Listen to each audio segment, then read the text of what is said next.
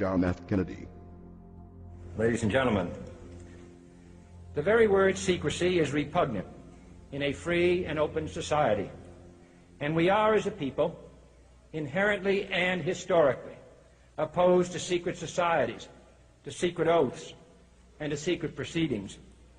We decided long ago that the dangers of excessive and unwarranted concealment of pertinent facts far outweighed the dangers which are cited to justify it. Even today, there is little value in opposing the threat of a closed society by imitating its arbitrary restrictions. Even today, there is little value in ensuring the survival of our nation if our traditions do not survive with it. And there is very grave danger that an announced need for increased security will be seized upon by those anxious to expand its meaning to the very limits of official censorship and concealment. That I do not intend to permit to the extent that it's in my control.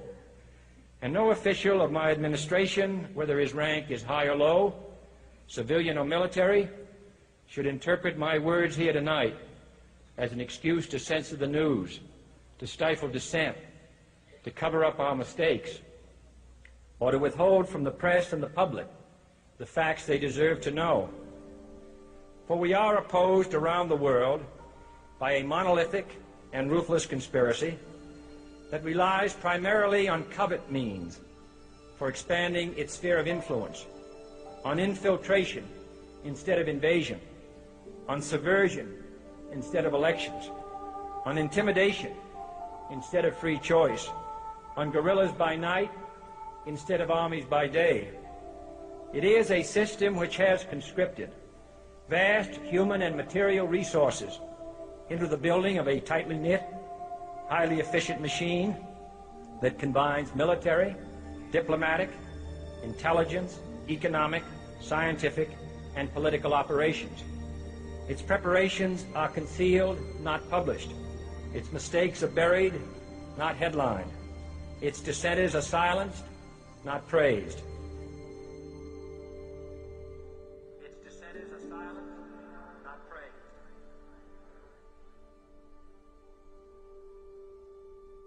Its dissenters are silenced, not praised. Its dissenters are silenced, not praised. Its dissenters are silenced, not praised. Its dissenters are silenced, not praised. No expenditure is questioned, no rumor is printed, no secret is revealed. No president should fear public scrutiny of his program, for from that scrutiny comes understanding, and from that understanding comes support or opposition, and both are necessary.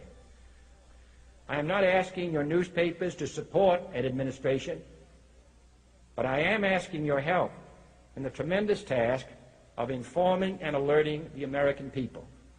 For I have complete confidence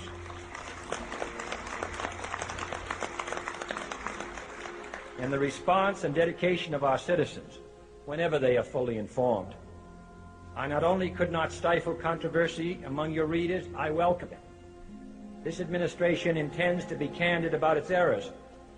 For as a wise man once said, an error doesn't become a mistake until you refuse to correct it. We intend to accept full responsibility for our errors, and we expect you to point them out when we miss them. Without debate, without criticism, no administration and no country can succeed, and no republic can survive. That is why the Athenian lawmaker Solon decreed it a crime for any citizen to shrink from controversy. And that is why our press was protected by the First Amendment, the only business in America specifically protected by the Constitution, not primarily to amuse and entertain, not to emphasize the trivial and the sentimental, not to simply give the public what it wants, but to inform, to arouse, to reflect, to state our dangers and our opportunities, to indicate our crises and our choices, to lead, mold, educate, and sometimes even anger public opinion. This means greater coverage and analysis of international news, for it is no longer far away and foreign, but close at hand and local. It means greater attention to improved understanding of the news, as well as improved transmission. And it means, finally, that government at all levels must meet its obligation to provide you with the fullest possible information outside the narrowest limits of national security. And so it is to the printing press, to the recorder of man's deeds, the keeper of his conscience, the courier of his news, that we look for strength and assistance, confident that with your help, man will be what he was born to be, free and independent.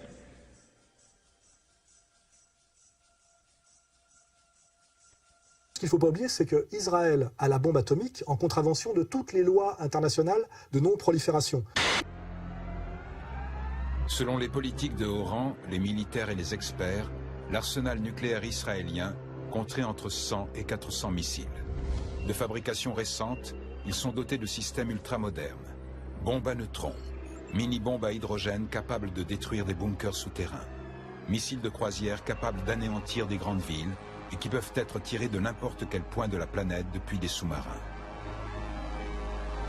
Il faut rappeler que Israël a la bombe en contravention de toutes les lois de non-prolifération, que cette bombe leur a été donnée par un travail d'espionnage et de noyautage de la nation française par la 4e République française. À l'origine de ce projet ultra-secret, deux hommes. Le président du Conseil Guy Mollet et le ministre de la Défense Maurice Bourgès-Monouri. Qui est aussi traître à son pays et aussi vendu à Israël que l'est aujourd'hui le Parti socialiste et le noyau dur du gouvernement français, anti-gaulliste et anti-catholique autour de François Hollande. Hein. Le nouveau réacteur israélien, connu aujourd'hui sous le nom de Dimona, présentait de grandes similitudes avec celui de Marcoule en France. Les images des espions américains révèlent que plusieurs centaines de Français travaillent sur le site. Ils sont logés dans les nouveaux lotissements environnants. Pour Washington, plus de doute. Français et Israéliens développent un programme d'armement nucléaire. Et ce qui est important de savoir, c'est qu'il n'y a eu aucune décision on est pourtant dans un régime d'assemblée à l'époque en France, hein, où l'assemblée, théoriquement, est très puissante. Or, l'assemblée n'a jamais pris une décision pour ça. Devenu négociateur, Shimon Peres obtient des Français qu'ils signent un contrat détaillant leur participation au programme nucléaire israélien. 1958, De Gaulle est de retour au pouvoir et il opère un virage à 180 degrés. Le nouveau président veut la bombe atomique pour la France, mais pas pour Israël. Le général de Gaulle va décider d'arrêter toute cette affaire, mais donc les instructions ne descendent pas rapidement. Il y a des obstacles partout, hein, partout, parce que le club est très implanté, à la fois dans l'armée, à la fois dans la fonction publique, à la fois dans le politique. Autrement dit, même le général de Gaulle n'arrive pas à obtenir satisfaction. Et quand les décisions descendent jusqu'au bout, des systèmes sont faits pour contrebalancer les décisions. Le cas du MD-620 en dit long. Ce missile a été développé par le groupe français Dassault pour Israël, malgré l'arrêt officiel de la collaboration entre les deux pays. Le MD-620 va être utilisé pour les bombes atomiques israéliennes. Donc la bombe israélienne est une bombe illégale et c'est une bombe française.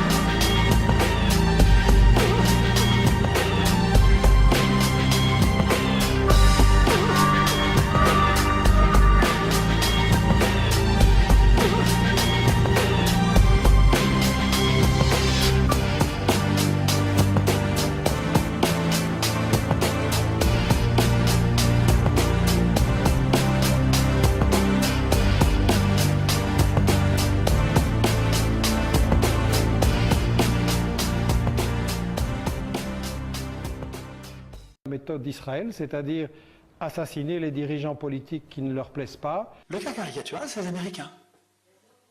Les Américains, avant 1913, ils avaient une banque centrale, mais qui était encore sous contrôle des citoyens, plus ou moins.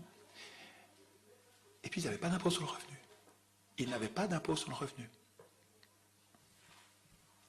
La même année, 1913, alors je veux dire, ils peuvent marquer cet anniversaire d'une pierre noire. La même année, les banquiers privés, 5 banquiers, ont réussi avec des manœuvres qui sont...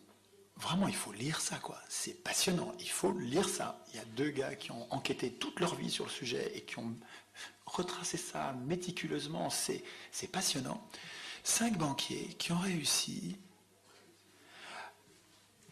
à obtenir que quand l'État américain a besoin d'argent, il n'y a pas de problème. C'est nous, les banquiers privés, qui allons lui donner, qui allons lui prêter, avec un intérêt de 6%. Alors comment se fait-il que si vous ou moi créons de l'argent, cela s'appelle de la contrefaçon, mais que si ce sont les banques qui le font, on appelle cela de l'augmentation des réserves en argent?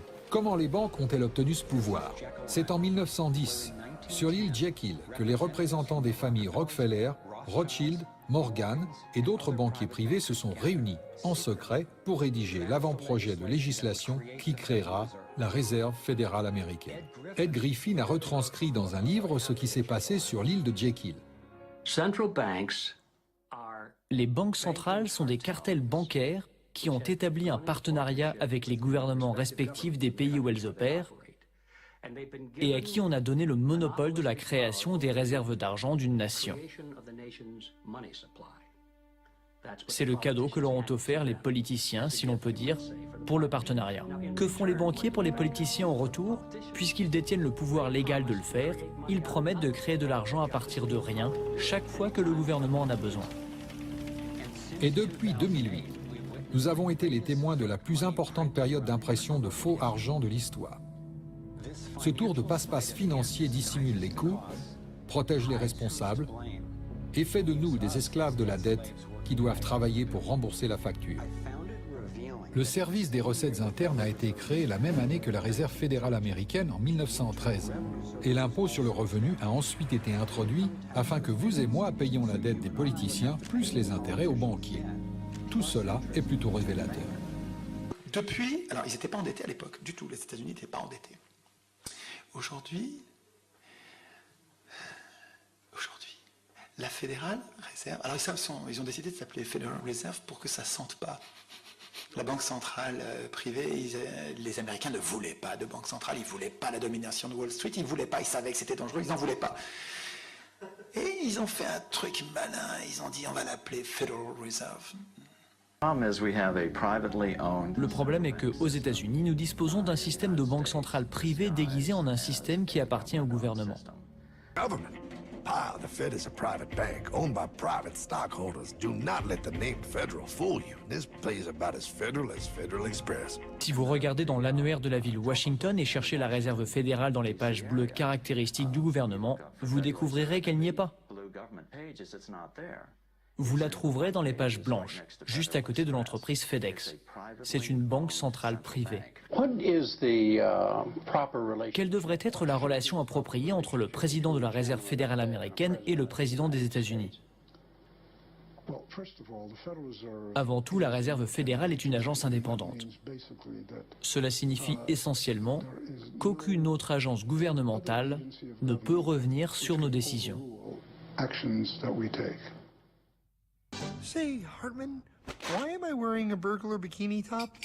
Because no one is allowed inside the Fed. Not you, not me, no American citizen, no duly elected member of our Congress, not the Supreme Court. Not the Supreme Court? Not the Supreme Court, not the Justice Department, not the CIA, DIA, FBI, ATF, ATE, NBC, not even G.O.D.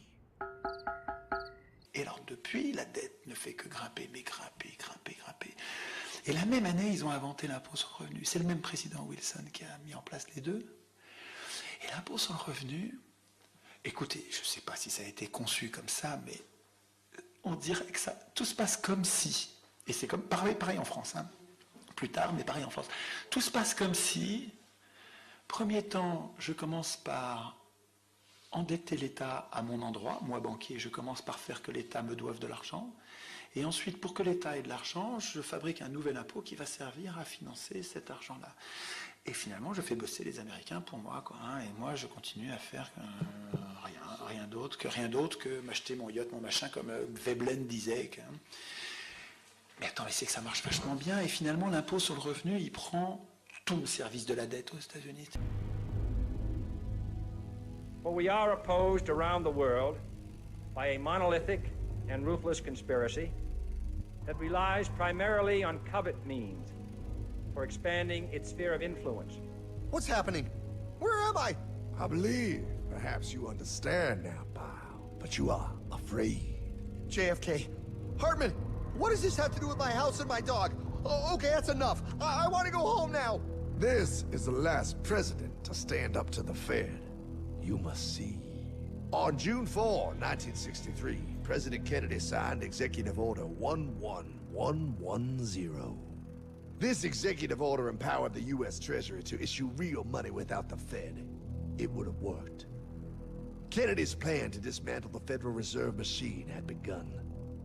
But 6 months later, John F. Kennedy went to Dallas and never returned. No way. No way they could do that. The new president, Lyndon Johnson, threw out Kennedy's order. And since JFK, no president has dared confront the secret powers behind the Federal Reserve. They consolidate bigger and bigger banks, print more and more money, accountable to no one, decimating our nation's wealth for the benefit of a few. Why? Why do this? If they hurt us, it hurts the global bankers too. No, pal. They are protected. They are too big to fail. That the Federal Reserve is a government arm. It's not. They borrow money from private banks. We're owned by banks, and you can't alter that. John Kennedy wanted to stop borrowing and wanted to stop using the Federal Reserve, use silver certificates to determine the value of the dollar, and print money through the Treasury.